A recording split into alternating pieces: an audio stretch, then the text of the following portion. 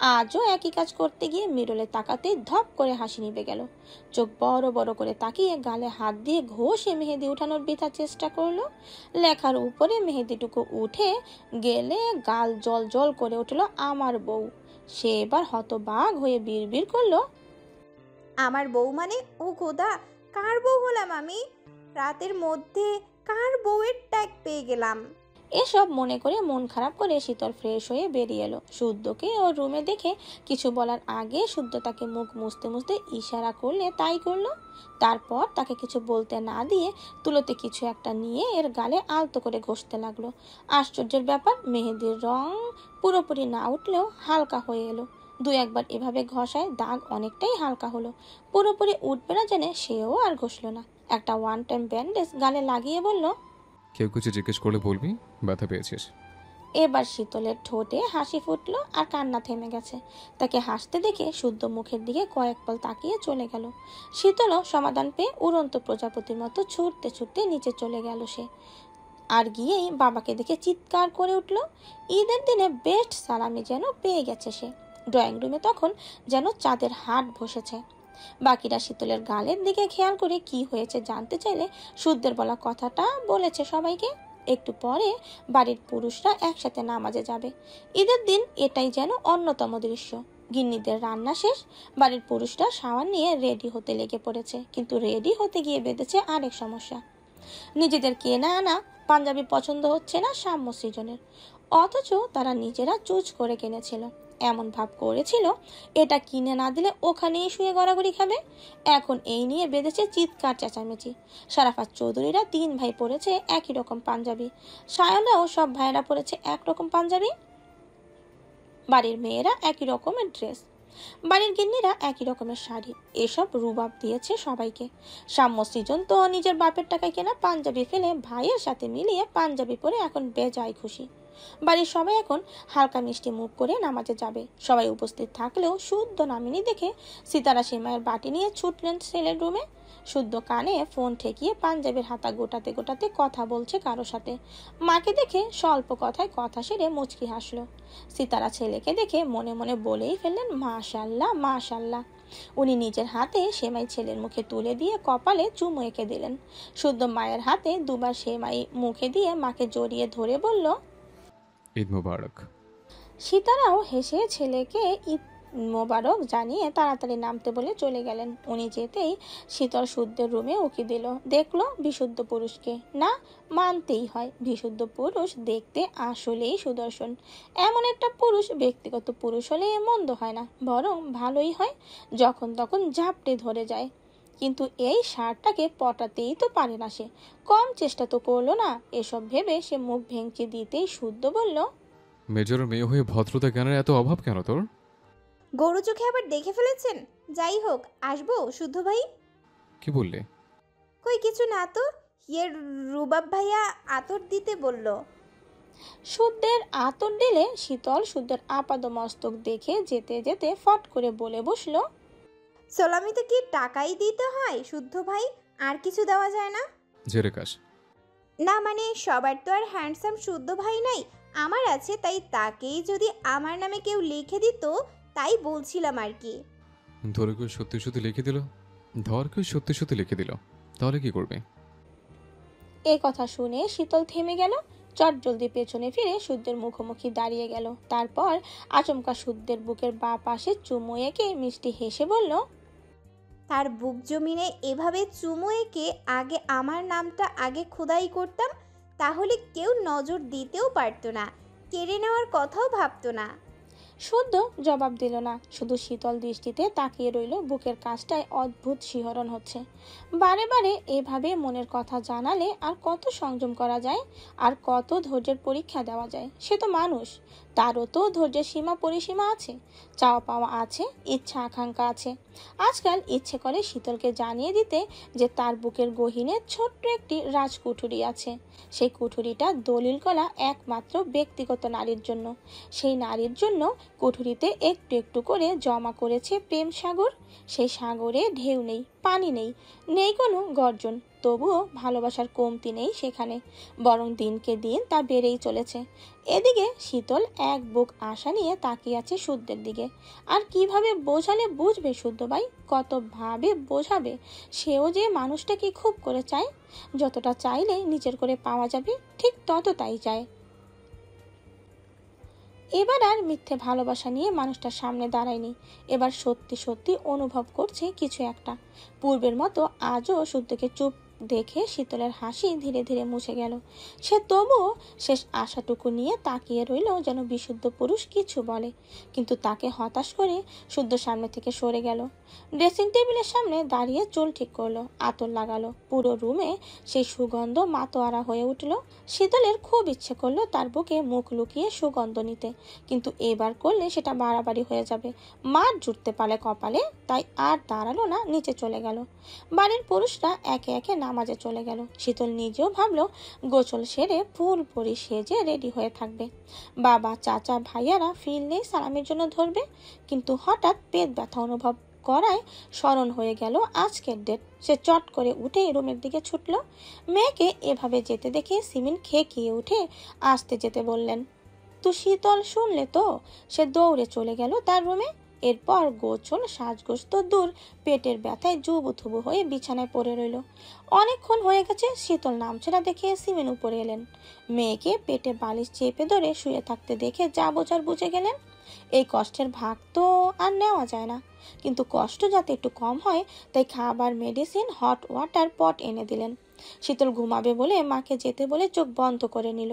সিমিন আর কথা বাড়ালেন না, দরজা হালকা ভিজিয়ে চলে গেলেন। সিতারা সিমিন শীতলের কথা জিজ্ঞাসা করলে সমস্যার কথা বলায় চুপ হয়ে গেলেন। এদিকে ঈদগাহ মাঠে নামাজের জন্য কাতারে কাতারে দাঁড়িয়ে শত শত মুসল্লি। যথাসময়ে নামাজ শেষ করে চলল কোলাকুলি।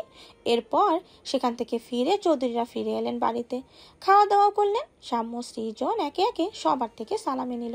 শরাফত চৌধুরীর ছোট ভাই, ছেলে মেয়ে কিংবা বাড়ির বউদেরও সালামি দিতেও বাদ রাখেন না। সিতারাও দেয় দুই যাকে। সালামি দেওয়ার পর্ব শেষ করে যে যার মতো ঘুরতে বের হলো। রুবাব বের হলো ঐশ্বর্যের সাথে দেখা করতে। সায়ন ঘুমানোর নাম করে স্বর্ণকে ইশারা করে গেল নিজের রুমে। শুধু আশেপাশে চোখ বুলিয়ে কাঙ্ক্ষিত কাউকে না পেয়ে নিজের রুমে গিয়ে টুকটাক ফোন কল সারলো। কথা বলতে বলতে খেয়াল করলো এখনো একটা পড়ে আছে, খামের উপরে নাম লেখা সুবাহানা চৌধুরী। তার মানে সে সালামি নিতে রুমে আসেনি, এমনটা তো হওয়ার কথা না। নিচেও তো নেই, তাহলে গেল কোথায়? কিয়ারার সাথে রাস্তা ঘুরতে বের হয়েছে নাকি? যদি তাই হয় তো মার একটা মাটিতে পড়বে না, কান টেনে লম্বা করে দেবে। এই কথা ভেবে শীতলের রুম পার হতে গিয়ে দেখলো দরজা ভিজিয়ে রাখা। রুমে আছে নাকি? ঈদের দিন রুমে বসে থাকার মেয়ে তো সে নয়।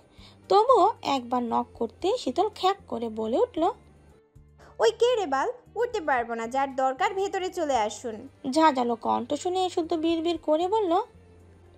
বিড়বিড় করতে করতে সে রুমে ঢুকে দেখে শীতল পেটে বালিশ চেপে চুপ করে শুয়ে আছে, মুখটা শুকিয়ে এইটুকু হয়ে আছে। সকালে যেই ড্রেসে পরে গেছে এখনো পরনে সেই ড্রেস, তার মানে শাওয়ারও নেয়নি। কিন্তু কেন? কেন? এর উত্তর খুঁজতে গিয়ে কিছু একটা বুঝে নিল। সব কথা মুখে না বললেও বুদ্ধিমানরা ঠিকই ধরে ফেলে। হঠাৎ শুদ্ধকে দেখে শীতল শোয়া থেকে উঠে দাঁড়িয়েছে। ওড়না কোথায়? তড়িঘড়ি ওড়না খুঁজতে গিয়ে খেয়াল করলো ওড়না দিয়ে তার পায়ের পেটি বাঁধা। কোমর থেকে পা অবধি কেমন কামড়াচ্ছিল, তাই পা বেঁধে রেখেছিল। ওড়নায় যা গিট্টু মারা মেরেছে, খুলতেও 2 মিনিট লাগবে, তাই পাশে রাখা তোয়ালে গলায় ঝুলিয়ে নিল। শুদ্ধের দৃষ্টি ততক্ষণ ছিল শীতলের স্টাডি টেবিলের চেয়ারে ঝুলানো নতুন টি শার্ট। একদিন পরে তারপর আর খুঁজে পায়নি। এই লোভী বিড়াল হাতিয়েছে আন্দাজ করে, খোঁজও করেনি। শুদ্ধের পরনে এখনো সকালে সাদা পাঞ্জাবি পাজামা। শীতল মুগ্ধ হলো, মিনমিন করে বলল, কিছু বলবেন শুদ্ধ ভাই? যাক, মরে যাক, এরকম বেয়াদব থাকার চেয়ে না থাকাই ভালো। আর পরে পড়বো। করবি কিনা পরের হিসাব। এমনি। এখন করলি কেন? বারণ করেছিলাম না? শরীর ভালো লাগছে না, মাথা ঘুরছে, আপুদের নিয়ে যান। অথচ অন্য সময় হলে ঘুরতে যাওয়ার কথা শোনা মাত্রই সে লাফিয়ে উঠত। আজ যেন তার সব খুশি ফুরিয়ে গেছে। শুদ্ধ সালামের খামটা এগিয়ে দিলে শীতল অভিমানে থমথমে মুখে তাকিয়ে রইল। সকালে তো বললই সালামি হিসেবে টাকা নিবে না। এবার যা চেয়েছে দিতে পারলে সেটাই যেন যায়, নতুবা টাকা ফাঁকা লাগবে না তার। বাবা এসেছে, একটু ঢং করে মুখ ফুলালেই টাকা পেয়ে যাবে, কিন্তু টাকা তো চায় না তার, চাই জলজান্ত বিশুদ্ধ পুরুষটাকে একদম আপন করে, নিজের করে। শীতল খাম ধরছে না দেখে শুদ্ধ বলল, বলেছিলাম চৌধুরী লাগবে না। বসের মেয়েরা তো সস্তা না। আমার বাবার অনেক টাকা আছে, অন্যের টাকা না নিলেও চলবে। শুদ্ধ ভ্রু কুচকালো, নিচের ঠোঁট কামড়ে কোনো মতে হাসি আটকে বলল, সস্তা মেন্টালিটি দেখাতে চাইলে বাসার বাইরে যেতে বলেছিলাম। বাড়ির মেয়েটা যদি অবাধ্য হয়। মেয়ের খুশির ধার ধারে না আসছে মেয়ের বাপের খুশি ঠেকাতে। এ কথা বলে শীতল মুখ বাঁকালো, দাঁড়িয়ে থাকতে কষ্ট হচ্ছে তাই বসলো। একটু আগে খাওয়া শীতলের এঁটো পানিটুকু শুদ্ধ পান করে বলল, শুধু মার কেন, প্রয়োজন গলে ফাঁস দিয়ে সিলিংয়ে ঝুলিয়ে রাখবো। আর কতবার বলবো? কারো অপকর্ম যদি আমার সম্মানের সামান্য। এতবার জানিও যখন প্রাপ্তির খাতা শূন্য, তাহলে জানাবো কেন? এ কথা বলে শীতল অভিমানপূর্ণ চোখে শুদ্ধের দিকে তাকালো, তবে তার চোখে যেন বলে দিচ্ছে মনের কথা, কণ্ঠস্বর যেন চিৎকার করে বলতে চাচ্ছে, আমার হয়ে যান বিশুদ্ধ পুরুষ। ঈদ সালামি হিসেবে আপনার আমিটা শুধু আমার জন্য চিরস্থায়ী হোক। শীতলকে চুপ থাকতে দেখে শুদ্ধ পুনরায় খাম এগিয়ে দিল। শীতল পুনরায় ঘো ধরে বলল, বললামই তো সালামি লাগবে না। ছিটে ফুটেও দাগ লাগায়, হুম তাহলে আমি তাকে ছেড়ে দেব হুম না, সে হোক বাবা, মা কিংবা কাজিন। হুম এ কথা বলে শীতল তড়িৎ তাকালো শুদ্ধর দিকে, চোখে মুখে বিস্ময়। তাকে আরেক দফা অবাক করে দিয়ে শুদ্ধ হাত ধরে টেনে বুকে জড়িয়ে নিল শীতলকে। আকস্মিত কাণ্ডে শীতল বাঘহারা, নড়চড়ও ভুলে গেছে যেন। বুকের ভেতর অদ্ভুত শিহরণ, হাত পা যেন কাঁপছে। তার মাথা ঠেকেছে শুদ্ধর বুকে। তবে কি শুদ্ধ ভাই মেনে নিয়েছে তাকে? সত্যি সত্যি তার ব্যক্তিগত পুরুষ হবে শুদ্ধ ভাই? তার এখনো স্বপ্ন স্বপ্ন লাগছে কেন? নাকি সত্যি স্বপ্ন দেখছে, একটু পরেই ঘুম ভেঙে যাবে? যদি স্বপ্ন হয় তো এই ঘুম না ভাঙুক, আর যদি সত্যি হয় তো আজ পৃথিবীর সবচেয়ে সুখী মানুষ সে। তার অবস্থা দেখে শুদ্ধ ফিচেল হাসলো, বাঁধন একটু শক্ত করে ধরলো, তারপর একটু ঝুঁকে কানে কানে বলল, তোরা জানতি না এত টাকা টাকার কি আছে, খাবে না ভালো। এ কথা শুনে শীতল শুধু নাজুক হাসলো। তার গালজোড়া কেন জানি লাল হয়ে উঠেছে, সে এখনো বিশ্বাস করতে পারছে না। হঠাৎ কি ভেবে তার কম্পিত হাত জোড়া রাখলো শুদ্ধের পিঠের ওপর। না, স্বপ্ন নয়, এই যে প্রিয় পুরুষটাকে ধরতে পারছে, ছুঁতে পারছে, অনুভব করতে পারছে। তখন শুদ্ধ হঠাৎ বলল, কথা একবেলা না খেলে কেউ মরে না। কোনটা ভালো হচ্ছে না? তুমি কি আমার গফ যে মিষ্টি বাওয়াল ছাড়বো? কেন ডেকেছ বলো? ভুল পথ ছেড়ে সঠিক পথে এসো, এতে তুমি আমি দুজনে ভালো থাকবো। না, নেই, আমি ভুল। এ কথা শুনে শীতল শক্ত করে খামচে ধরলো শুদ্ধকে, কয়েকবার মাথা নাড়িয়ে বোঝালো এসব শুনতে চায় না। এসব কথা শুনলে তার নিঃশ্বাস আটকে আসে। তার অবস্থা দেখে শুদ্ধের বুকের ভেতরটা যেন কমে এলো। বুঝলো হারানোর ভয়টা ভালোভাবে শীতলের মনে ঢুকাতে পেরেছে। তাই মনে মনে খুশি হয়ে সামনে তাকাতেই দেখে সিমিন দাঁড়িয়ে আছে। ওনাকে দেখে শুদ্ধ সোজা হয়ে দাঁড়াতেই শীতল বাধা দিল। মাকে না দেখে শুদ্ধকে খাবলে ধরে পুনরায় মাথা রাখলো প্রিয় পুরুষটার বুকে। এবার শুদ্ধ তাকে সরালো না, বরং সিমিনের আগুন চোখে চোখ রেখে তাকিয়ে রইল এক দৃষ্টিতে। তখন সিমিন হাতের প্লেটটা সজোরে আছড়ে ফেলতেই শীতল চমকে উঠল। বিস্ফোরিত দৃষ্টিতে মাকে দেখে হতভম্ব হয়ে তাকিয়ে রইল। মেয়ের বেহায়াগিরি নিজের চোখে দেখে রাগটাকে সামলাতে পারলেন না তিনি। মারতে তেড়ে আসতেই শুদ্ধ শীতলকে আড়াল করে মাঝখানে দাঁড়িয়ে গেল। তারপর ঠান্ডা সুরে বলল, মানুষের সঙ্গ পেয়ে ভুলকে সঠিক বলে চালিয়ে দিলে হবে না।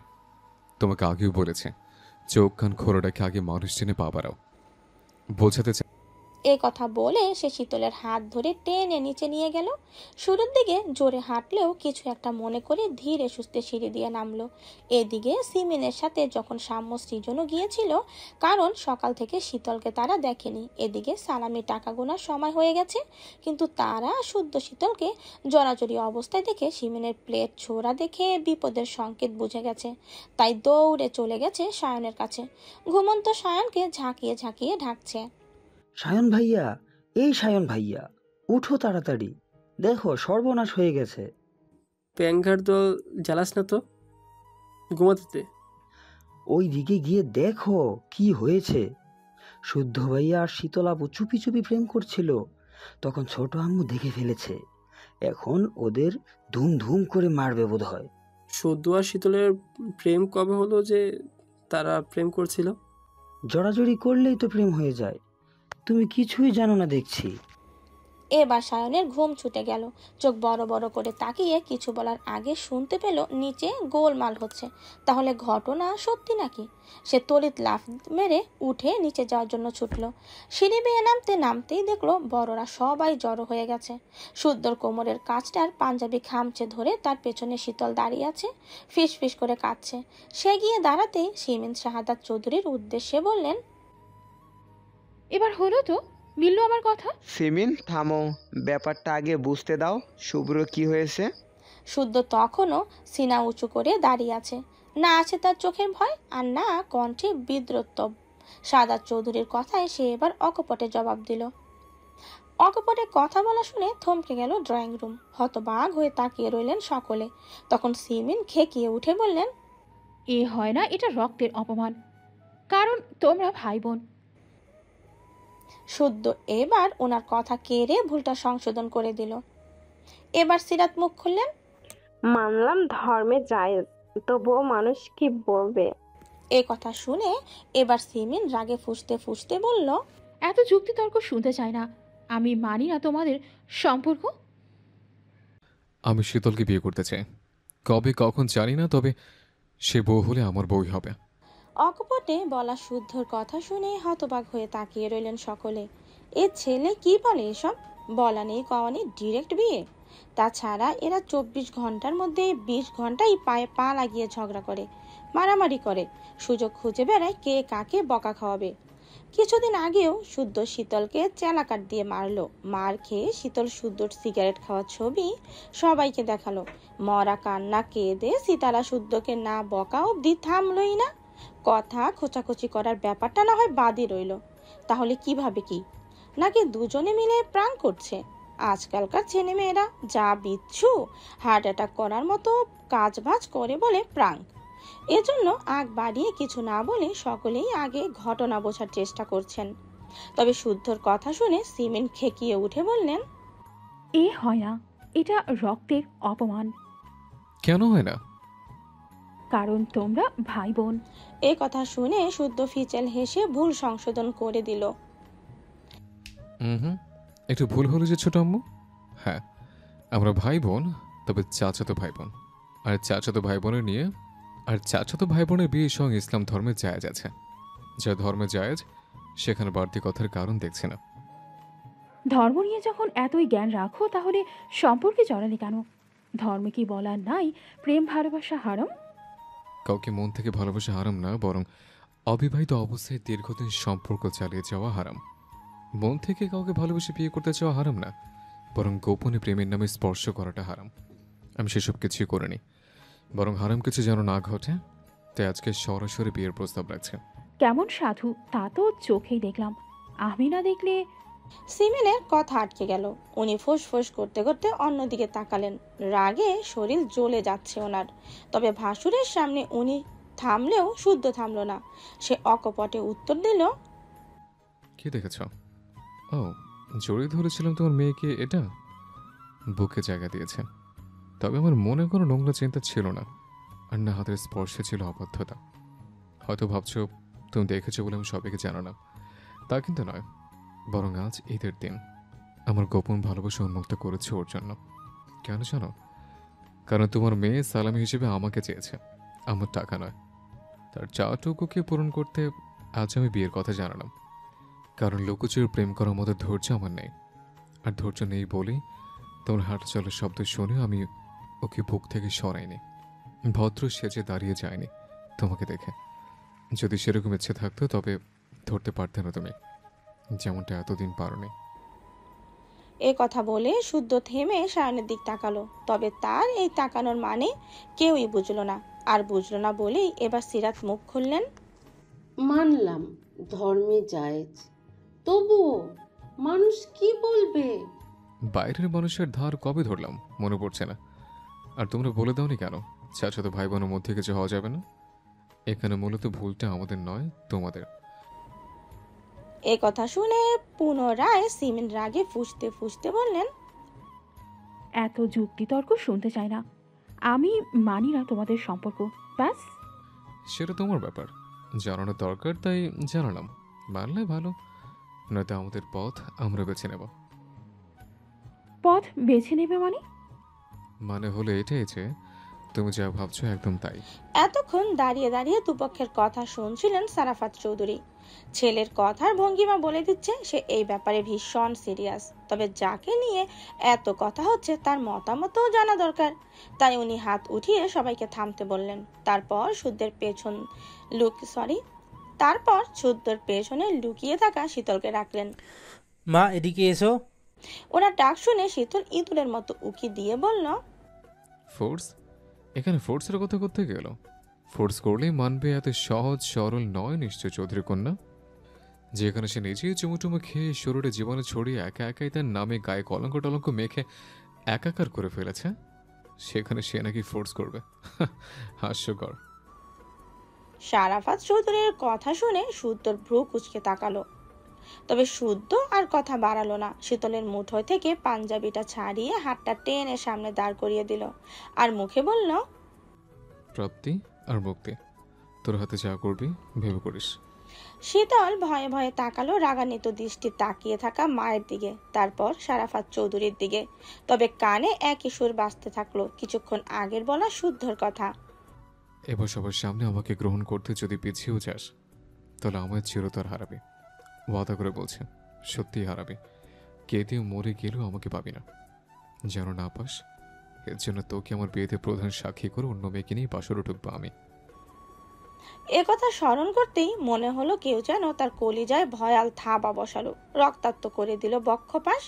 তার আক্ষি পট অশ্রু জলকে গড়াতে লাগলো। সত্যর দিকে একবার তাকাতে গিয়ে সায়নের দিকে নজর পড়লো। চাহনিতে যেন বলছে। সায়ন বোনের চাহনি বুঝে 2 কদম এগিয়ে এলো। মাথায় হাত রেখে গুরু গম্ভীর সুরে জিজ্ঞাসা করলো, শুদ্ধ নামে কবুল পড়বি, কাজে রাখবো? শীতল মাথা নিচু করে কিছুক্ষণ চুপ থেকে মৃদুভাবে মাথা নাড়ল কেবল, অর্থাৎ রাজি। তা দেখে সায়ন বোনের মুখ উপরে তুলে সুস্পষ্টভাবে বলে বসলো, ভালোবাসলে সর্বসম্মুখে ভালোবাসা প্রকাশের সৎসাহস থাকতে হয়। যদি না থাকে সে ভালোবাসা পাবার যোগ্য নয়। এই আমি যেমন তোর বোনকে ভালোবাসি, পুরো পৃথিবীর সামনে গর্ব করে বুক ফুলিয়ে বলতে পারি আমি স্বর্ণকে ভালোবাসি। বিয়ে ওকেই করব। সে হবে চৌধুরীদের বড় পুত্রবধূ। আমার বিশ্বাস হাত বাড়ালে আমার স্বর্ণ এগিয়ে আসবে। প্রয়োজনে আমার বাড়ানো হাত ধরতে সে এই বাড়ি ছেড়ে দেবে। তাহলে তুই আমাদের বোন হয়ে ভালোবাসা প্রকাশে ভয় পাচ্ছিস কেন? একবার শুনিয়ে দে, তুই হলি সোয়াইব শুদ্ধর হবু বউ। সায়নের এ কথা শুনে সকলে যেন আরেকবার আকাশ থেকে পড়লেন। শুদ্ধের সঙ্গে শীতলের কথা মানলেও সায়ন স্বর্ণের কথা মানতে পারলেন না কেউই। থমথমে মুখে তাকিয়ে রইলেন সকলে। এটা সম্ভব নয়, কারণ লোক সমাজে ওনাদের চলতে ফিরতে হয়। যখন বাইরে সবাই জানবে তখন কিছু বলার আগে ভাববে বাড়িতে নিশ্চয়ই অঘটন ঘটেছে। নতুবা এক ভাইয়ের ছেলেদের সঙ্গে আরেক ভাইয়ের 2 মেয়ের বিয়ে দেবে কেন? দিলে একজনের দিক, তাই বলে দুজনের? এমন না যে চৌধুরীরা খারাপ কিংবা ছেলে মেয়েরা খারাপ যার জন্য বিয়ে আসে না। বিয়ে তো অহরহ আসে। যদি আসে তাহলে বাড়িতে কেন আত্মীয়তা করতে হবে? মোদ্দা কথা, ছেলে মেয়েরা যদি এতই সাধু হয় তাহলে বাইরে আত্মীয়তা করতে সমস্যা কোথায়? নাকি মেয়ে দুটোর চরিত্রে দোষ আছে? যদিও তারা নিষ্পাপ হয় তাহলে কি ছেলে দুটোর মাঝে ঘাপলা আছে? নতুবা সচরাচর এমন তো দেখা যায় না। এসব প্রশ্নকে সাইডে রেখে এটা যদি বলা হয় তারা নিজেরা পছন্দ করে বিয়ে করেছে, এটা কি গ্রহণযোগ্য? তাও কিন্তু নয়। বরং হাসাহাসির কারণ পেয়ে বলবে আজকাল চৌধুরী নিবাসে পরিকল্পনা করে ভালোবাসাবাসি চলে। এসব কথার কে জবাব দিবে? এদিকে স্বর্ণ চুপ করে তাকিয়ে আছে সায়নের মুখ পানে। দেখছে একজন অধৈর্য প্রেমিক পুরুষকে, দেখছে তার প্রতি অগাধ বিশ্বাস বুকে নিয়ে আধা পাগলকে, যাকে এতদিন বুঝিয়ে সুঝিয়ে রাখলেই আজ যে অঘটনটা ঘটিয়ে ফেলেছে। আচ্ছা, সে কি আন্দাজ করতে পারছে তার কথার এখন সব সম্পর্কের বাঁধন নড়বড়ে যেতে পারে? শুদ্ধ শীতলের পূর্ণতার মাঝে অপূর্ণতা শক্ত দেয়ালও হয়ে ওঠার কারণও হতে পারে। এদিকে সায়নের কথা শেষ হতেই সিমিন দুপা পিছিয়ে গেলেন। অশ্রুসিক্ত চোখে তাকিয়ে রইলেন মেয়েদের দিকে। তারা জানে আজ তারা তাদের মাকে গো হারান হারিয়ে দিয়েছে। এটাকে শুধু হারিয়ে দেওয়াই বলে না, বলে একেবারে শীত ধারা ভেঙে দেওয়া। গোপনে থাকা আতঙ্ক অবশেষে সত্যি হয়েই গেল। ওনাকে পেছাতে দেখে স্বর্ণ এগুতেই উনি হাত উঠিয়ে বারণ করলেন। আর কিছু বলারও নেই, শোনারও নেই। মেয়েরাও এখন অনেক বড় হয়ে গেছে, নিজেদের পথ নিজেরাই বেছে নিতে শিখেছে।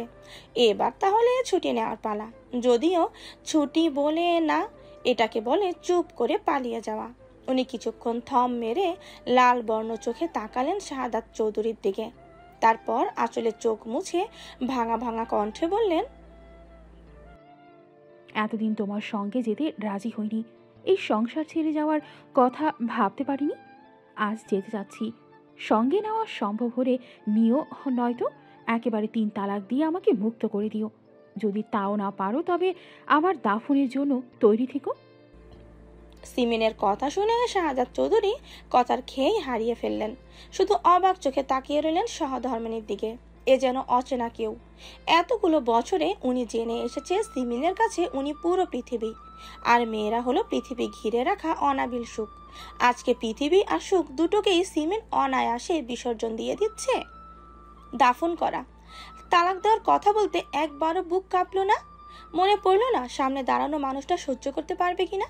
এদিকে শুদ্ধ সায়ন আর দরজায় দাঁড়ানো রুবাব যেন বাঘহারা। তারা কল্পনাও করতে পারেনি তাদের নরম সরম ছোট আম্মু এ কথা বলতে পারে। কিন্তু এই ঘটনা অন্যদিকে মোড় নিচ্ছে দেখে এবার সায়ন এগিয়ে এলো।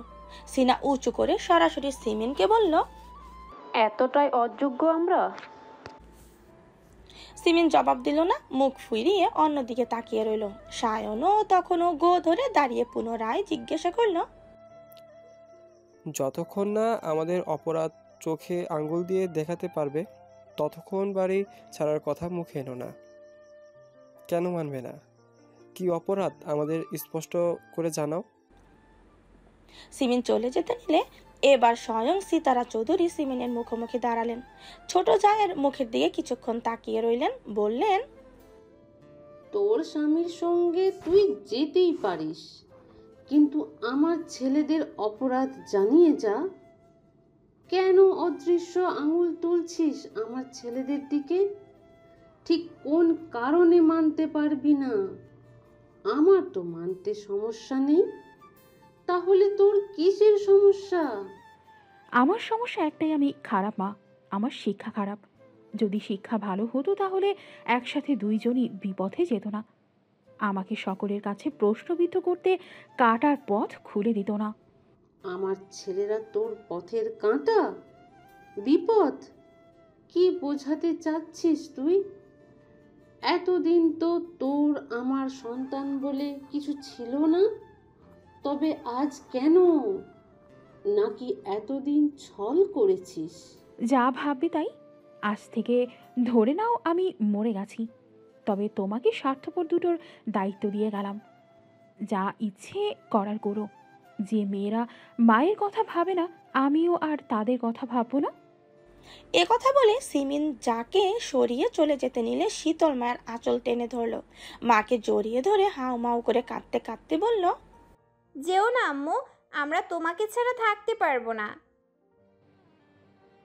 তাহলে দুদিনের ভালোবাসা পায়ে পিষে চলে আসো আমার সঙ্গে। এ কথা শুনে শীতল থমকে গেল। ঠোঁট ভেঙে কেঁদে ফোফাতে ফোফাতে বলল, মেনে নাও না আম্মু, আমরা 4 জনে অনেক। শীতল কথা শেষ করতে পারল না। তার আগে সিমিন সজোরে 2 থাপ্পড় মেলে বসলেন শীতলের গালে। এবার শুদ্ধ যেন রাগের মাত্রা হারালো। সে চোখ বন্ধ করে তেড়ে যেতে নিলে আটকে ফেলল রুবাব। তবুও থামলো না সে। কঠিন সুরে বলল, যখন তখন গায়ে হাত তুলে কি বুঝাও? মেয়ে তোমার একারই আছে, আর কারো মেয়ে নেই? আর কেউ মেয়েকে শাসন করে না? অহেতুক কথা আসছেই বা কেন? আমাদের মানতে সমস্যা থাকলে বলতে বাধা কিসের? ওহ, এখন কি আমি আমার মেয়েকেও শাসন করতে পারবো না? শাসন করতে গেলে তোদের পারমিশন নিতে হবে। শাসনেরও লিমিট থাকে। কথা হচ্ছে সবার সাথে ওর গায়ে হাত তুললে কেন? মেইন কালপ্রিট হচ্ছে আমি। আমাকে মারতে? ওকে কেন মারলে? কেন বারবার কারণে অকারণে ওর গায়ে হাত তোলো তুমি? কি সমস্যা তোমার? আর কতবার বারণ করব তোমাকে যে ওর গায়ে হাত তুলবে না? আমি সহ্য করতে পারি না। আমি লিমিট বুঝি না, বোঝার যোগ্যতাও আমার নেই। আমি সরে যাচ্ছি। এবার থেকে যার যা ভালো লাগে করুক। শুদ্ধ রুবাবের থেকে নিজেকে ছাড়িয়ে সিমিনের মুখোমুখি দাঁড়ালো। বুক উঁচিয়ে শীতল চাহনিতে তাকিয়ে থমথম সুরে বলল, তুমি মেইন টপিকে না এসে বারবার পিছলে যাচ্ছ। যা বলো সরাসরি বলো, আমি শুনতে চাই তোমার সমস্যার কথা। বলো, কোন দিক থেকে আমরা অযোগ্য? কি নেই আমাদের? আমরা বাউন্ডুলে, নেশাখোর, মেয়েবাজ, নাকি বেকার? কোনটা? নাকি আগে থেকে কাউকে জামাতে হিসেবে খুঁজে রেখেছ? বলো কোনটা? আচ্ছা, তারা আমাদের থেকেও হাই লেভেলের। নিশ্চয়তা নিয়েছ তোমার মেয়ে তাদের কাছে ভালো থাকবে? শুদ্ধর কথা যেন সিমিনের গায়ে জ্বালা বাড়িয়ে দিল। উনি দাঁতে দাঁত চেপে অগ্নি দৃষ্টি ছুড়ে বললেন,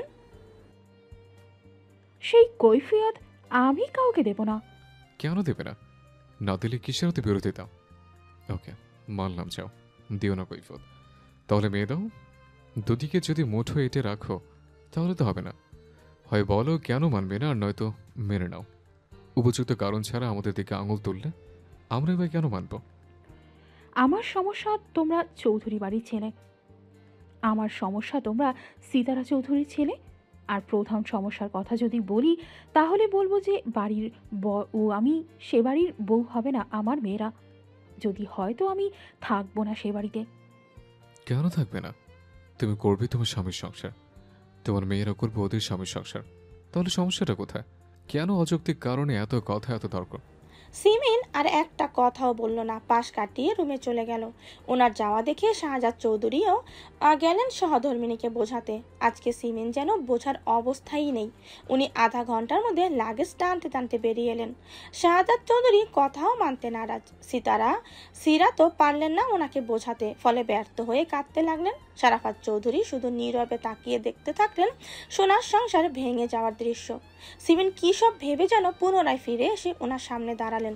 হাত জোর করে কাঁদতে কাঁদতে বলল, আমাকে ক্ষমা করে দেবেন ভাইয়া। কারো কোনো দোষ নেই, কারো প্রতি আমার কোনো অভিযোগও নেই। ফলের ঝুড়িতে যখন একটা আম পচে যায় তখন বাকি আমগুলো রাখতে পচা আমটাকে সরিয়ে ফেলতে হয়। আমি সেই পচা আম, তাই নিজে থেকে সরে যাচ্ছি। সবাইকে নিয়ে ভালো থাকবেন, আসছি। এ কথা বলে উনি দাঁড়ালেন না, গটগট করে বেরিয়ে গেলেন। শীতল এক ছুটে মায়ের কাছে পা আঁকড়ে ধরে বসে পড়ল। সিমিন আজকে পাথর বনে গিয়ে শীতলের থেকে নিজেকে ছাড়িয়ে নিল। শাহজাদ চৌধুরীও বেরিয়ে এলেন। বেশ দেখে মনে হচ্ছে উনিও চলে যাচ্ছেন। ভাইয়ের দিকে তাকানো সাহস হলো না দেখে চোখ মুছতে মুছতে বেরিয়ে গেলেন। বাবা মাকে যেতে দেখে স্বর্ণ এবার শীতলকে উঠিয়ে দরজার দিকে এগোতেই সায়ন পথ আটকে দাঁড়ালো। স্বর্ণের চোখে চোখ রেখে বলল, এক পাও কোথাও যাবি না। স্বর্ণ সায়নের থেকেও দ্বিগুণ তেজ নিয়ে বলল, যাবো। বারণ করেছি আমি। শুনতে বাধ্য নই আমি। আমাদের মা বাবা যেখানে আমরাও সেখানে। ভালোবাসি মানে এই না যে বাবা মায়ের সঙ্গ ত্যাগ করব। যদি তাই করতে হয় তাহলে দরকার নেই এই ভালোবাসার। কথাখানা যেন সায়নের পুরো মস্তিষ্ক এলোমেলো করে দিল। তার স্বর্ণ তাকে ছেড়ে চলে যাবে, এ কথা মুখ ফুটে বলছে ও? এত বড় স্পৃহা ওর! সায়ন রাগে দিক শূন্য হয়ে স্বর্ণের গলা চেপে ধরে দেয়ালের সাথে চেপে ধরলো। তারপর চিৎকার করে বলল, এই বেইমানের বাচ্চা, কি বললি? আবার বল বল বল বলছি। আমায় রেখে কোথায় যাবি? কোথায় যাবি তুই? প্রচন্ড ব্যথায় স্বর্ণের গালের হাড় যেন ভেঙে গেল। রুবাব সাফওয়ান চৌধুরী দ্রুত গিয়ে কোনো মতে তাকে সরালেন। ছাড়া পেতেই স্বর্ণ আর কোনো দিকে না তাকিয়ে বোনের হাত ধরে বেরিয়ে যেতেই শীতল ধাপ করে শুদ্ধের পাঞ্জাবি আঁকড়ে ধরল। হাও মাও করে কাঁদতে থাকলো করুণ সুরে। শুদ্ধ লাল বর্ণ চোখে শুধু তাকিয়ে দেখলো শীতলের কান্না মাখা মুখ। স্বর্ণ বোনের হাত ছেড়ে টানতেই সায়ন আবার তেড়ে যেতেই গেল স্বর্ণের দিকে। এবার শুদ্ধ সায়নকে আটকে ধরে বলল, যেতে দাও। এই কথা শুনতে সায়ন অবাক চোখে তাকালো শুদ্ধের দিকে। আর শুদ্ধ ঘাড় ঘুরিয়ে এক দৃষ্টিতে তাকিয়েই রইল স্বর্ণের শীতলকে টেনে নিয়ে যাওয়া দৃশ্যের দিকে। বোনরা চলে যাচ্ছে দেখে সাম্য সৃজনও কাঁদতে কাঁদতে ছুটলো ওদের পিছু পিছু। সিরাজ, সাফওয়ান, রুবাব শখও দৌড়ে গেল তাদের ফেরাতে। সাদাত চৌধুরী কেবলই গাড়ি স্টার্ট করেছেন। হুল ঘুরাতেই দেখে স্বর্ণ আর শীতল কাঁদতে কাঁদতে বেরিয়ে আসছে বাড়ি থেকে। হাত থেমে গেল ওনার, সেই সঙ্গে ওনার বুকটা যেন ভেঙে খান খান হয়ে গেল। হুইলে মাথা ঠেকিয়ে দু চোখ বন্ধ করতেই চোখের তারায় ভাসতে থাকলো বড় ভাইয়ের মুখ। তার ছায়ায় এতদিন চৌধুরী নিবাসের প্রতিটা সদস্য ছিল সুরক্ষিত। বাবা মা মারা যাওয়ার পরে যেই ভাইয়ের স্নেহে বাঁচার শক্তি খুঁজে পেয়েছিলেন, আজ সেই ভাইয়ের বুকে যন্ত্রণা ছুরি বসিয়ে চলে যাচ্ছেন স্বার্থপরের মতো। এদিকে সহধর্মিনী কেউ ছাড়তে পারবেন না, কারণ পৃথিবীর বুকে উনি ছাড়া আর কেউ নেই সিমিনের। যারা আছে তারা সুসময়ের মাছি।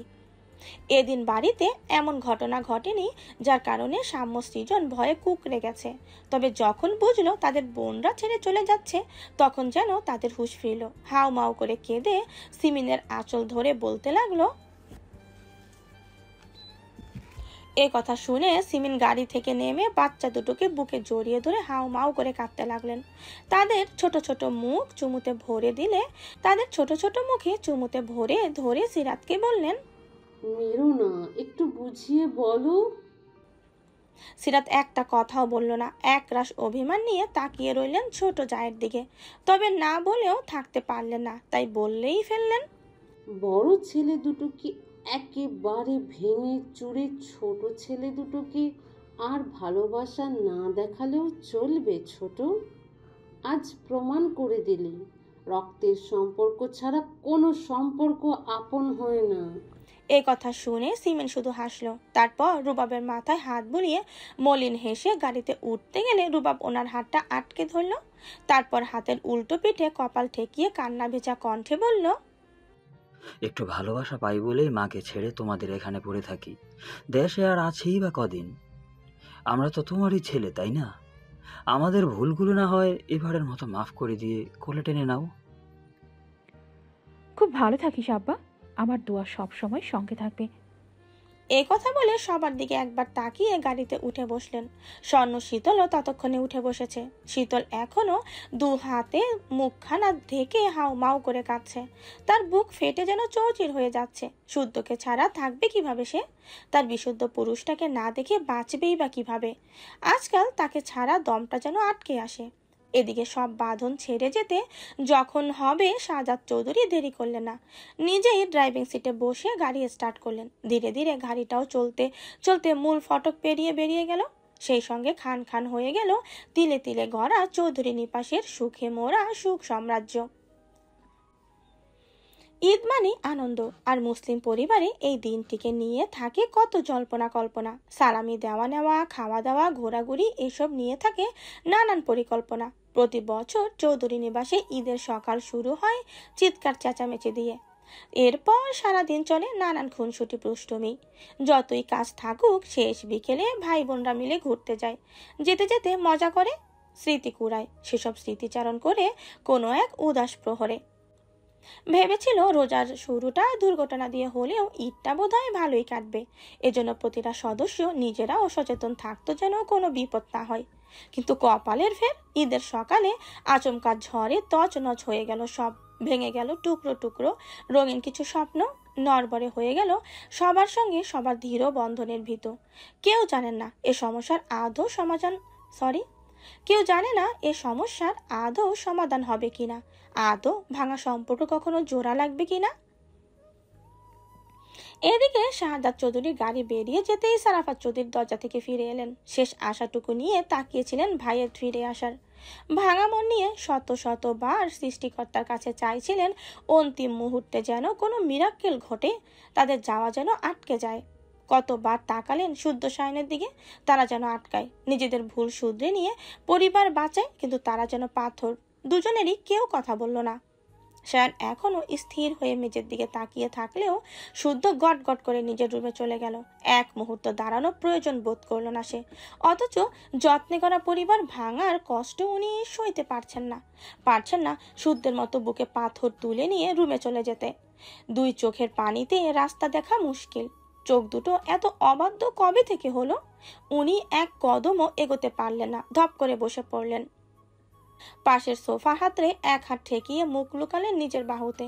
এরপর শক্তপোক্ত মানুষটাও ভুলে গেল সময় কাল ক্ষণ। বুকের ভেতর আজ এতটাই পুড়ছে, সবকিছু ভুলে বাহুতে মুখ লুকিয়ে শব্দ করে কেঁদে উঠলেন সারাফাত চৌধুরী।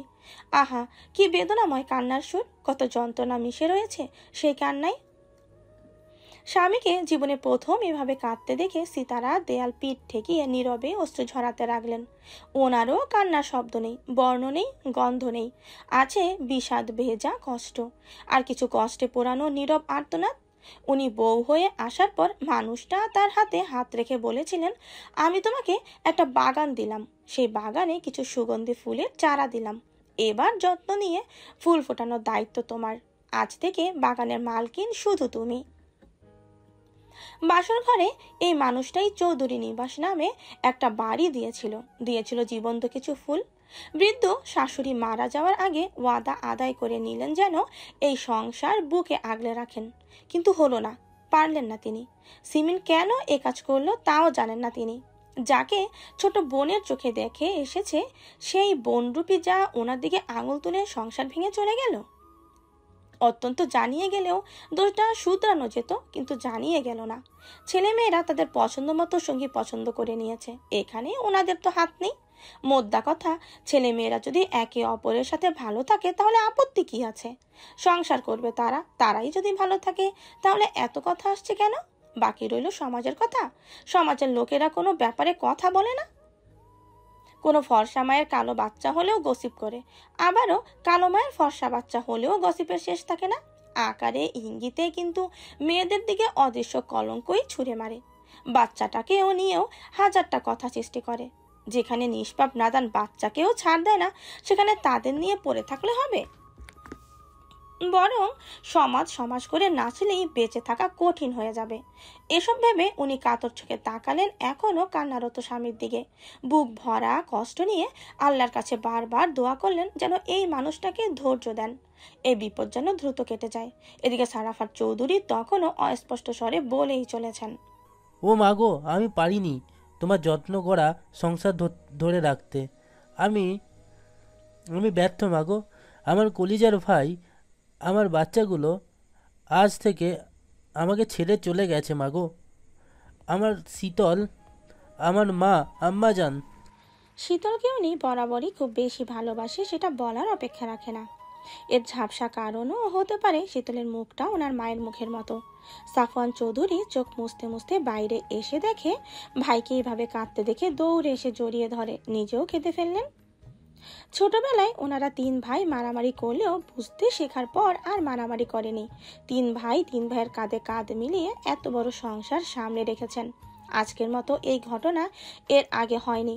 ছোট ভাইটা যে বুক ভরা কষ্ট নিয়ে বাড়ি ছেড়েছে, এ কথা ভাবলেও ওনার দম আটকে আসছে। বাবা চাচার কান্নার শব্দেও সায়নের নড়চড় নেই। সে চোয়াল শক্ত করে এখনো স্থির হয়ে সেখানেই দাঁড়িয়ে আছে। তার কাছে অবিশ্বাস্য লাগছে স্বর্ণ তাকে রেখে চলে গেছে, তাও ভালোবাসা প্রকাশের অভিযোগ ছুড়ে। এ কি মানা যায়? এই বেঈমানকে জান দিয়ে এতদিন ভালোবেসেছিল।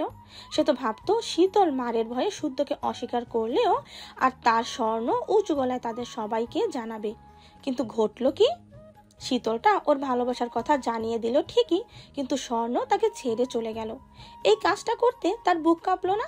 আচ্ছা, স্বর্ণ কি সিমিনকে বোঝাতে পারতো না, নাকি স্বর্ণ তাকে ভালোই বাসেনি?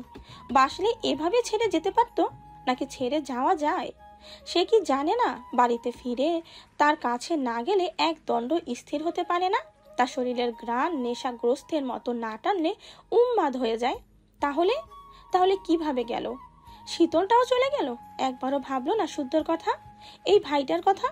বেঈমানের সাথে সাথে শীতলটাও বেঈমানির খাতাতে নাম লেখাতে পারলো লেখাতে? আপন ভাবনায় মশগুল থাকা সায়নের ভাবনার ছেদ ঘটল গালে তীব্র ব্যথা অনুভব করে। যে লাল বর্ণ আগুন চোখে তাকিয়ে গালি দেওয়ার আগে সারাফাত চৌধুরীকে দেখে সামনে নিল। তখন সারাফাত চৌধুরী চিৎকার করে বললেন, তোর মতো জানোয়ার ছেলের দরকার নেই আমার। যদি চাস আমি এ বাড়িতে থাকি, তাহলে বাড়ির চৌকাটে পা রাখবি না তুই। বেহায়ার মতো যদি ফিরে আসিস তাহলে আমার খাটিয়া কাঁধে তোলার জন্য প্রস্তুত থাকিস। বাবার কথা শুনে সায়ন ঢোক গেল। বাপটাও তার কষ্ট বুঝলো না। বাড়ি ছেড়ে চলে যাওয়ার কথা সোজাসাপটা বললেই হতো, এত কঠিন কথার দরকার ছিল? আহারে, বুকে জায়গা দেওয়া আপনজন সবগুলো আজ যেন বুকটাই জখম করার জন্য উঠে পড়ে লেগেছে। সায়ন কথা বাড়ালো না। কিছু বলতে গিয়ে বুঝলো কণ্ঠস্বর বাক্য সাজাতে ব্যর্থ, তাই সম্মতি সুযোগ মাথা নেড়ে পা বাড়াতেই সিরাত তাকে ঝাপটে ধরে হাউ মাউ করে কেঁদে উঠলেন। শখও হাউ মাউ করে কাঁদতে লাগলো। ভাঙা আয়নায় পাথরের টুকরোর আঘাতে সংসারটাও যেন এক একবার দ্বিখণ্ডিত হলো। তখন সাফওয়ান এগিয়ে এসে চৌধুরীকে বলতে লাগলেন, যাস না বাপ, তোরা সবাই চলে গেলে আমরা কি নিয়ে থাকবো? বাবার কথায় কষ্ট নিস না আব্বা, মন থেকে বলছে না ভাই।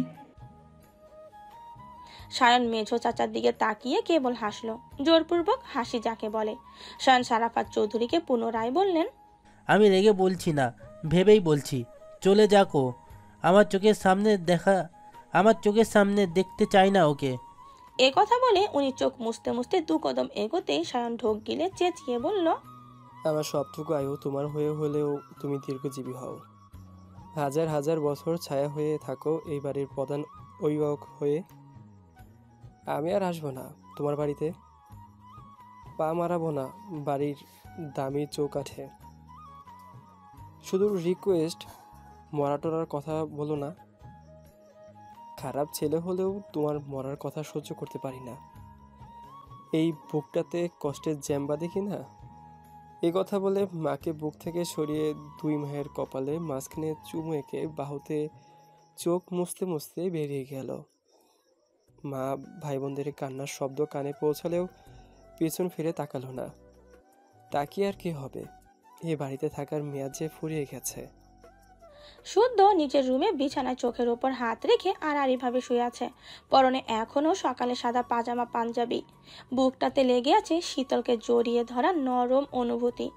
এইমাত্র সিঁড়িতে দাঁড়িয়ে সায়নকে চলে যেতে দেখেও আটকালো না সে। কেন আটকাবে? কার বাড়িতে ঝামেলা হয় না? বসে সমাধান করা যায় না? বাড়ি ছেড়ে গেলে কি সমস্যার সমাধান হয়ে যায়? যাবে যখন যাক। তাছাড়া ভালোই হয়েছে গিয়ে, নয়তো স্বর্ণকে ছাড়া সায়ন বাড়িতে থাকতে পারতো না। সে এক প্রকার পানি ছাড়া মাছের মতো ছটফটিয়ে মরত। ভাইকে খুব ভালো করে চেনে সে। মোদ্দা কথা, সে যে স্বেচ্ছায় বাড়ি ছেড়েছে, সব কটাকে সে বাড়ির অভাব বুঝিয়েই ছাড়বে, যাতে পরবর্তীতে সামান্য ব্যাপারে বাড়ি ছাড়ার কথা স্মরণেও না আনে। বিরক্ত হয়ে এসব ভাবতে ভাবতে হঠাৎ তার চোখের পাতায় ভেসে উঠল শীতলের কান্নারত নিষ্পাপ মুখ, করুণ সেই দৃষ্টি। বেয়াদবটা গেল তো গেল, কাঁদতে কাঁদতে বুকে জ্বালা ধরিয়ে গেল। এত কান্নার কি আছে? সে কি মরে গেছে? কোথায় ভরসা রাখবে তা না, ভ্যা ভ্যা করে কাঁদতে কাঁদতে গেল। আর সিমিনকে আপাতত কিছু বলবে না সে। বাংলা সিনেমা দেখে দেখে নিজেকেও রিনা খানের চরিত্র নিয়ে তাকে বোধহয় দিতে চাচ্ছে ঘাটতেরা জামাইয়ের চরিত্র। যদিও তাতে সমস্যা নেই। মানবো না, মেয়ে দেব না, এই বাড়িতে থাকবো না বললেই হবে, এতই সোজা। প্রথমে ব্যাঙ্গাচি ভালোবাসা বুঝতো না, কত কি করে যাও একটু বুঝলো। এখন নাকি মেয়ের মায়ের সমস্যা, এত জানা সহ্য হয়।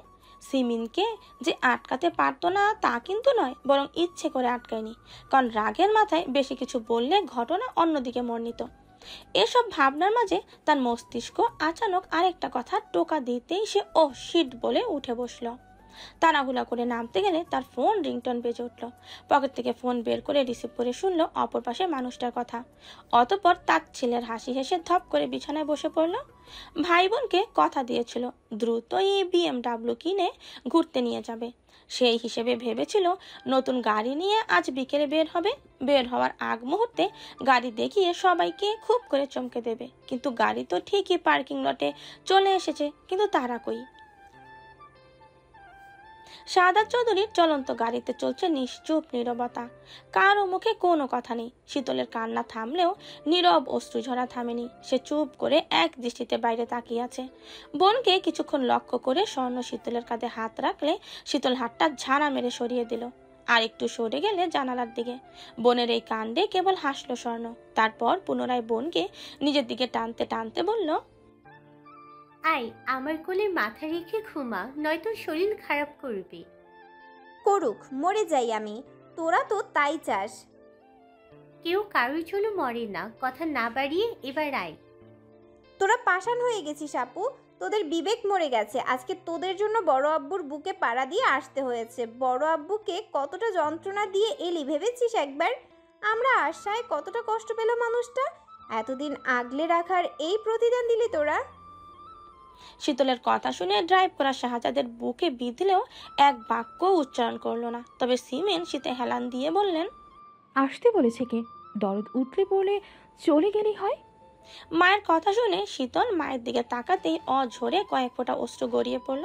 অতিরিক্ত কান্না করে মাথা টনটন করছে, দু চোখ যেন মরিচ ডলে দেওয়ার মতো জ্বলছে। এমনিতে পিরিয়ডের প্রথম দিন অবস্থা খুব খারাপ থাকে, তার উপরে এক কাপড়ে বাড়ি থেকে বেরিয়ে আসছে। তবে আজকে শারীরিক যত্নটার চেয়েও মানসিক যত্নটা অনেক বেশি, এতটাই বেশি অসহ্য ব্যথা ও ফিকে লাগছে। তবে সে থামলো না, এক পেট চেপে ধরে অঝরে কাঁদতে কাঁদতে মাকে বলল, এত পাষাণ হইও না আম্মু, বিবেককে নিচু স্তরে নামিও না। তোমার এই রূপ আমি সহ্য করতে পারছি না। সহ্য করতে বলছে কে? যা, চলে যা। সঙ্গী জুড়িয়েছিস, মাকে না হলেও এখন চলবে। তুমি আসলেই স্বার্থপর মহিলা, খুব খুব খুব বেশি স্বার্থপর তুমি। এই কথা বলে শীতল দুই হাতে মুখ ঢেকে পুনরায় কাঁদতে লাগলো। মানতেই পারছে না এসব। যে বাড়ি ছেড়ে এক রাত বাইরে থাকার পারমিশন পায়নি, সেই বাড়িতেই নাকি ফিরবে না। প্রতি বছর ঈদের সকালে উঠে মেহেদি রাঙা হাত দেখায় সারাফাত চৌধুরীকে। সারাফাত চৌধুরী তার দুই হাত খুঁটিয়ে খুঁটিয়ে দেখে, মেহেদির রং পরীক্ষা করেন, তারপর পকেট থেকে টাকা বের করে শীতলের হাতে গুঁজে দেয়। এ কথা কেউ জানে না, এটা তাদের মধ্যে গোপন সিক্রেট। এরপর একটু পর সবার সাথে আরেকবার সালামি দেন। ডাবল সালামির এক ভাগ রেখে বাকিটার থেকে এই বাড়ির ছোট সদস্যদের সালামি দেয়। যতই হোক বড় বোন সে। আজ সকালে বড় আব্বুর কাছে যেতে পারেনি, গালে আমার বউ লেখাটার জন্য। পরে যাবে ভেবেছিল, তখন নামাজের সময় হয়ে গিয়েছিল। এরপর ভেবেছিল নামাজের পর যাবে, ততক্ষণে পিরিয়ডের ব্যথায় কাতরাতে কাতরাতে শুয়ে পড়েছিল। এরপর আর যাওয়া হলো না, বড় আব্বুকে ছেড়ে চলে আসতে হলো। বড় আম্মুর হাতে মজার মজার রান্নাও কপালে জুটলো না। এসব ভাবতে ভাবতে তার কান্নার গতি বাড়লো। কাঁদতে কাঁদতে জানালায় মাথা রেখে ঘুমিয়ে গেল। বোনকে ঘুমাতে দেখে স্বর্ণ শীতলের মাথাটা তার কোলের উপর টেনে নিল। হাত বাড়িয়ে পানি নিয়ে রুমাল ভিজিয়ে মুখ মুছিয়ে দিল। ঘুমন্ত শীতল বিরক্ত হয়ে রুমাল সরিয়ে দিয়ে পুনরায় ঘুমে ঢলে গেল। বোন বিরক্ত হচ্ছে দেখে স্বর্ণ সিটে মাথা হেলিয়ে শীতলের চুলে হাত ডুবিয়ে বাইরের দৃষ্টি নিক্ষেপ করলো। জোর করে আনায় খুব কেঁদেছে পাগলিটা। এবার না হয় একটু ঘুমা। বেলা গড়াতে গড়াতে দুপুর গলিয়ে বিকেল হলো। বিকেলের পর এখন সন্ধ্যা, অথচ সকালের পর কেউ কিচ্ছুটি মুখে তোলেনি। যা ঘটে গেছে এতে খাওয়ার কথা স্মরণেও নেই কারো, থাকার কথাও না। চিন্তায় ডুবে থাকা শাহাদাত চৌধুরীর কথা স্মরণ হতেই দেখে নিলেন তিনজনকে। তারপর আর একটু এগিয়ে একটা রেস্টুরেন্টের সামনে গাড়ি থামালেন। মেয়েদেরকে বললেন চোখ মুখে পানি দিয়ে আসতে। বাবার ডাক শুনে শীতলের ঘুম ভাঙলো। বোনের কোলে শুয়ে আছে দেখে মুখ গোমরা করে উঠে বসলো। সেই সঙ্গে অনুভব করলো তার ন্যাপকিন ড্যামেজ হয়ে গেছে, ইমিডিয়েট চেঞ্জ করা দরকার। পরনের জামাতে দাগ লেগে গেছে নাকি কে জানে। এ কথা ভেবে তার মুখটা চুপসে গেল। সাহায্যের জন্য করুণ চোখে তাকালো বোনের দিকে। স্বর্ণ প্রথমে না বুঝলেও পরে তার ইশারায় বুঝলো। তবে বিচলিত না হয়ে শাহজাদ চৌধুরীকে বলল, বাবা, তুমি খাবার পার্সেল করে আনো, গাড়িতে বসে খাবো। আর আমাকে কিছু টাকা দাও, ফার্মেসি থেকে মাথা ব্যথার মেডিসিন কিনে আনি। প্রচন্ড মাথা ব্যথা করছে আমার। আমি না হয় এনেই দিচ্ছি, ব্যথা কি খুব বেশি? সমস্যা নেই, পারবো আমি। তুমি যাও, খাবার নিয়ে এসো। এই কথা শুনে শাহাদাত চৌধুরী গাড়ি থেকে নেমে দেখলেন রাস্তার ওপাশে ফার্মেসির দোকান। তাই স্বর্ণকে টাকা দিয়ে গেলেন খাবার আনতে। এই রেস্টুরেন্ট কয়েকবার এসেছিলেন, খাবারের মানও বেশ ভালো। তবে যা কিনবেন সেই খাবার গলা দিয়ে নামবে তো। বাবাকে যেতে দেখে স্বর্ণ গাড়ি থেকে নেমে দ্রুত গেল প্রয়োজনীয় সেই জিনিসটি আনতে। তারপর মায়ের হ্যান্ডব্যাগ চেয়ে নিয়ে ব্যাগের ভেতর সেটা ঢুকিয়ে বোনকে নামতে বলে পেছনে দাঁড়িয়ে দেখলো চিন্তার কোনো কারণ নেই, তাই হাত ধরে এগুলো ওয়াশরুমের দিকে। শাহাদাত চৌধুরী খাবার নিয়ে ঘুরতেই মেয়েদের সঙ্গে দেখা হলো। ওদের চোখে মুখে পানি দিয়ে আসতে বলে তিনি এগোলেন গাড়ির কাছে। স্বর্ণ শীতলকে ব্যাগটা ধরিয়ে দিয়ে যেতে ইশারা করে নিজে পাশের ওয়াশরুমে গিয়ে চোখ বন্ধ করে কয়েক পর পর পানির ঝাপটা দিতে থাকলো চোখে মুখে। তবে ভুল করে ওয়াশরুমের আয়নার দিকে তাকালো না। বেইমানে তকমা লাগা মুখ নিজেও দেখতে ইচ্ছে করছে না। অবশ্য সত্য মানতেও সমস্যা নেই। তারপর সে বের হয়ে সামনেই দাঁড়িয়ে রইল। শীতল বের হলে তার হাতে অন্য একটা প্যাকেট দেখে সেটা নিতে গেলে শীতল পিছিয়ে গেল। মুখ গোমরা করে অন্যদিকে তাকিয়ে মিনমিন করে বলল, ডাস্টবিনে ফেলে আসছি, তুমি দাঁড়াও। আমাকে দে। না, আমি পারবো। ছোটবেলায় বহুবার তোর ন্যাপি চেঞ্জ করেছি, এখনো আমার কাছে ছোটই আছিস।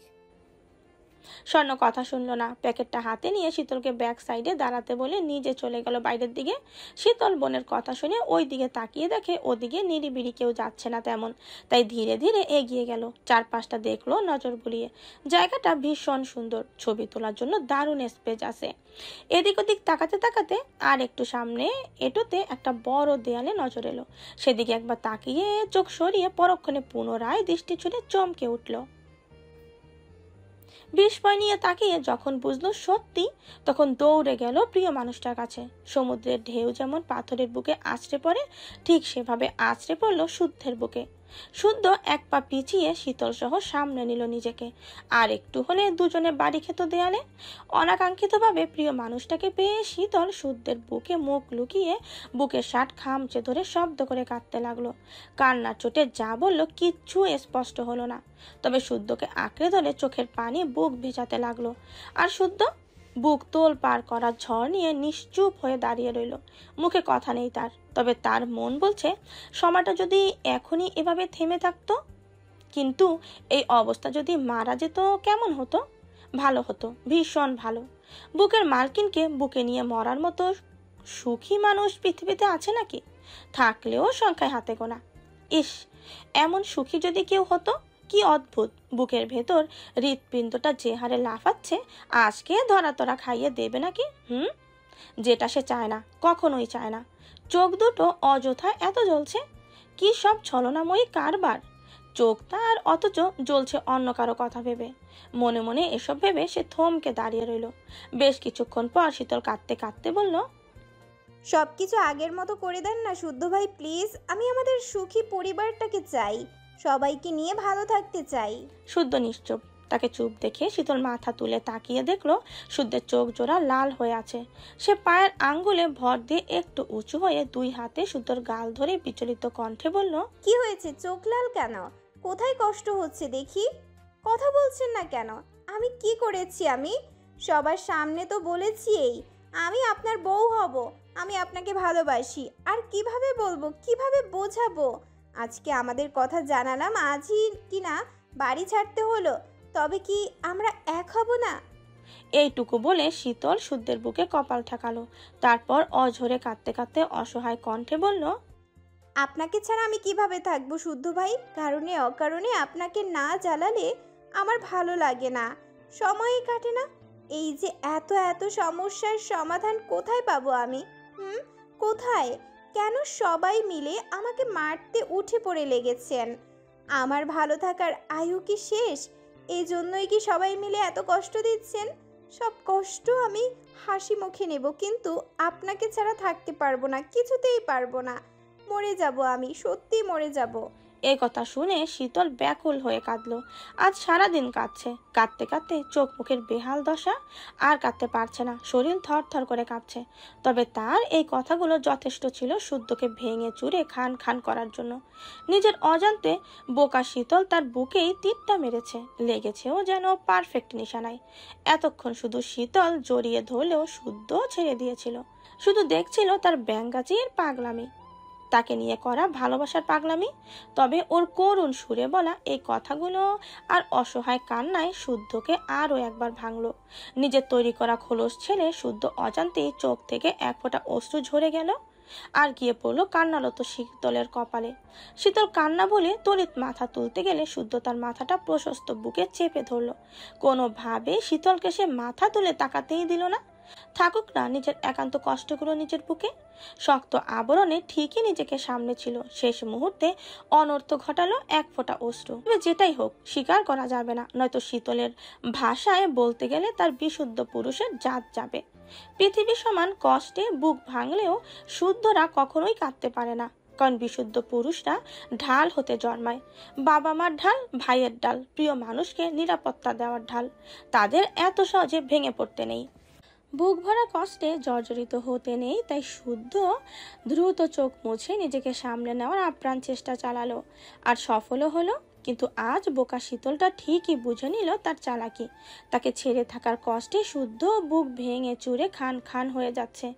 এতে তার কান্না দ্বিগুণ বাড়ল, কষ্টে চৌচির হতে থাকলো বুক, কাটা মুরগির মতো ছটফট করতে লাগলো সে। বারবার দেখতে চাইলো তার একান্ত পুরুষের চোখের ভাষা, কিন্তু ঘাড় তেরা শুদ্ধ দেখতেই দিল না, বরং খুব শক্ত করে তাকে বাহু ডোরে আগলে রাখলো। কয়েক মিনিট সেভাবে থেকেই এবার শুদ্ধ মুখ খুলল। খেয়েছিস কিছু? না। পেন কিলার খেলে পেট ব্যথা কমে যাবে, কিছু খাবি? চল। এবার হাতের বাঁধন ঢিলে হলে শীতল মুখ তুলে তাকালো, তাকিয়ে রইল সামনে দাঁড়ানো পুরুষটার দিকে। এই অবস্থাতেও সাদা শার্ট আর কালো জিন্সে কি যে চমৎকার দেখাচ্ছে। সে এবার ওড়নায় নাক মুছে ফুফাতে ফুফাতে জিজ্ঞেস করলো,